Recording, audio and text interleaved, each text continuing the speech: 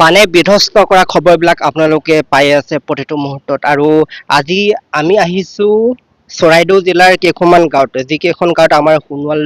লোকে বসবাস কৰি আছিল আৰু তেওঁলোকৰ আচলতে গাঁওখনত কেনেকুৱা ধৰণৰ পৰিৱেশ সৃষ্টি হৈছিল আমি দেখুৱাবলৈ আহিছো আৰু আমি এটা ঘৰৰ আমি দৃশ্য আপোনালোকক দেখুৱাবলৈ চেষ্টা কৰিম এটা ঘৰ আচলতে কেঁচাই হওক পকাই হওক কিমান আচলতে কষ্টেৰে নিজৰ উপাৰ্জিত টকাৰে বনায় আৰু তেনেকুৱা এখন ঘৰ যেতিয়া বানে ক্ষতি সাধন কৰি দিয়ে বা বিধ্বস্ত কৰি দিয়ে তেতিয়া সেইটো দুখৰ আচলতে এটা খুব আচলতে দুখৰ বিষয় এই ঘৰখন চাওক আপোনালোকে কিমান কষ্টেৰে তেওঁলোকৰ উপাৰ্জিত ধনেৰে বনাইছিলে আৰু এই ঘৰখনত এতিয়া মানুহ থাকিব নোৱাৰা অৱস্থা চাৰিওফালে ঘৰখনৰ গোটেইকেইটা ৰুমত বোকাৰে একদম বোকাৰে ভৰি আছে ঘৰখনত আচলতে খুব এতিয়া এই ঘৰখনৰ মানুহখিনি ক'ত আছে আমি জানিব পৰা নাই এওঁলোক সোণোৱাল বুলি আমি গম পাইছো গতিকে এই আমি চৰাইদেউ জিলাৰ চিংলৌ নামৰ গাঁওখনত আমি আহি উপস্থিত হৈছো আৰু এই চিংলৌ গাঁওখনৰে এখন ঘৰৰ দৃশ্য মই আপোনালোকক দেখুৱাবলৈ চেষ্টা কৰিছো এইটো দেখিছে ৰান্ধনী ঘৰ আছিলে আৰু ৰান্ধনী ঘৰৰ অৱস্থা চাওক আপোনালোকে গোটেই বোকাৰে ভৰি আছে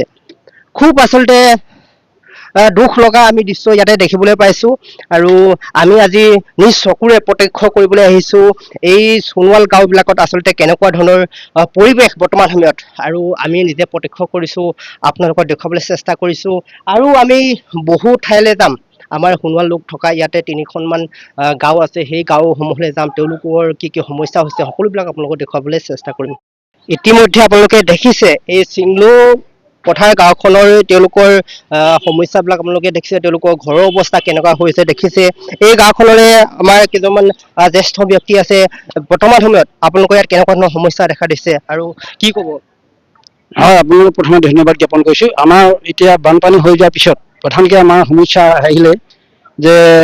খোৱা বোৱাখিনিতো মানে চৰকাৰে যি অলপ পাইছে ৰিলিফ দিছে আৰু ব্যক্তিগত দল সংগঠনবিলাকো আহি আমাক ৰিলিফ দিছে এই ক্ষেত্ৰত আমি অলপ সকাহ পাইছোঁ কিন্তু কথা হ'ল কি আমাৰ যিখিনি ক্ষতি কৰিলে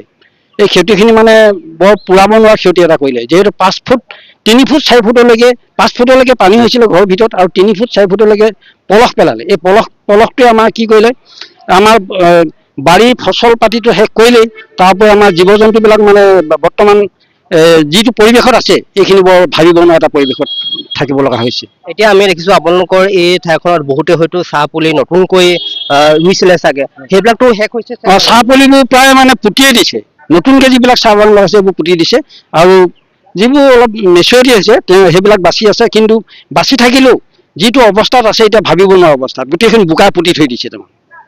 এতিয়া আমাৰ সোণোৱাল মানুহখিনিৰ কাৰণে আমাৰ এখন পৰিষদ আছে পৰিষদৰ পৰা কিবা সহায় পোৱা কিবা ইংগিত কিবা পাইছে নেকি পাইছো দিম বুলি কৈছে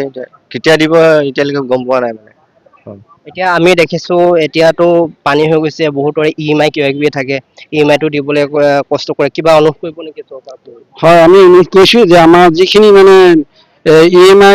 গাড়ী এইটো চৰকাৰে ঘোষণা কৰিছে বাৰু গাড়ী মটৰচাইকেল আৰু কেইটামান মানে বিদ্যুতলৈকে কিছুমান ৰেহাই ঘোষণা কৰিছে তেখেতলোকক আমি ভাল পাইছোঁ আৰু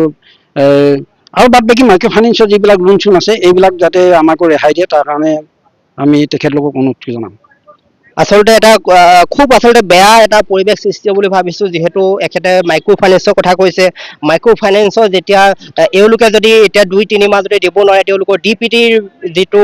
দিন DPTটো বাঢ়ি যাব আৰু দিনটো বাঢ়ি যোৱাৰ লগে লগে মাইক্ৰ' ফাইনেন্সৰ পৰা তেওঁলোকে লোন লোৱাত অসুবিধাৰ সৃষ্টি হ'ব গতিকে এই যিটো বিষয় এই বিষয়টো চৰকাৰে খুব আচলতে গুৰুত্বপূৰ্ণভাৱে অনুধাৱন কৰিলে ভাল হ'ব বুলি ভাবিছো আৰু এতিয়া এই বানপানী হৈ যোৱাৰ পিছত লগালগ আমাৰ বেমাৰ বেছিভাগ বেমাৰ এতিয়া দেখা দিছে প্ৰত্যেক ঘৰ মানুহৰ ঘৰতে জ্বৰ কাহ চৰ্দি এইটো পুৰা মিনিমাম দেখা দি আছে তাকে তাৰ কাৰণে এটা নিয়মে দিব লাগে বুলি কিনে মই এটা অনুৰোধ চৰকাৰৰ ফালৰ পৰা স্বাস্থ্যৰ প্ৰয়োজন হয়